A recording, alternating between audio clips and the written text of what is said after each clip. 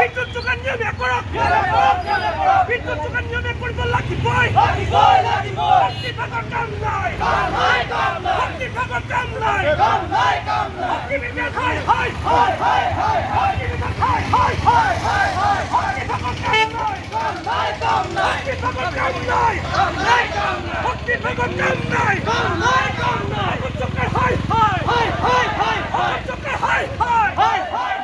সদৌ অসম ছাত্ৰ সন্থাৰ আহ্বানত অত্যাধিক হাৰত বিদ্যুতৰ মাচুল বৃদ্ধি আৰু বিদ্যুৎ যোগান নিয়মীয়া কৰাৰ দাবীত সমগ্ৰ সদৌ অসম ছাত্ৰ সন্থা জিলা ছাত্ৰ সন্থাবোৰৰ অন্তৰ্গত আঞ্চলিক ছাত্ৰ সন্থাবোৰে শক্তি বিভাগৰ প্ৰতিকৃতি দাহ কৰি এই প্ৰতিবাদ কাৰ্যসূচী হাতত লৈছে।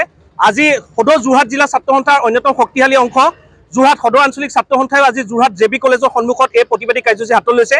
ইয়াৰ পৰা আমি স্পষ্টকৈ আহ্বান জনাব বিচাৰিছোঁ যে আমি দেখিছোঁ যে আজি এপ্ৰিল মাহত বিদ্যুতৰ মূল্য বৃদ্ধি হয়, আজি জুন মাহত বিদ্যুতৰ মূল্য বৃদ্ধি হয়। এনেদৰে ধাৰাবাহিকভাৱে আচলতে বিদ্যুতৰ মূল্য বৃদ্ধিয়ে সাধাৰণ ৰাইজক যথেষ্ট আচলতে বিপদাপন্ন কৰিছে আৰু তাৰ অনুপাতে বিদ্যুৎ বিভাগে আচলতে বিদ্যুৎ যোগান নিয়মীয়া কৰাত সম্পূৰ্ণৰূপে ব্যৰ্থ হৈছে।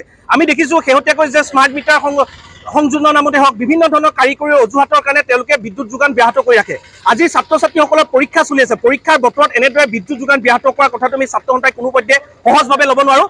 তাৰ কাৰণে আমি শক্তি বিভাগৰ প্ৰতিবৃত্তি দাহ কৰিছোঁ আৰু ইয়াৰ পৰা আমি আহ্বান জনাব বিচাৰিছোঁ যে অসমৰ যিখন চৰকাৰ চলিছে এই চৰকাৰখনে বিদ্যুৎ যোগান দিয়াত সম্পূৰ্ণৰূপে ব্যৰ্থ হৈছে।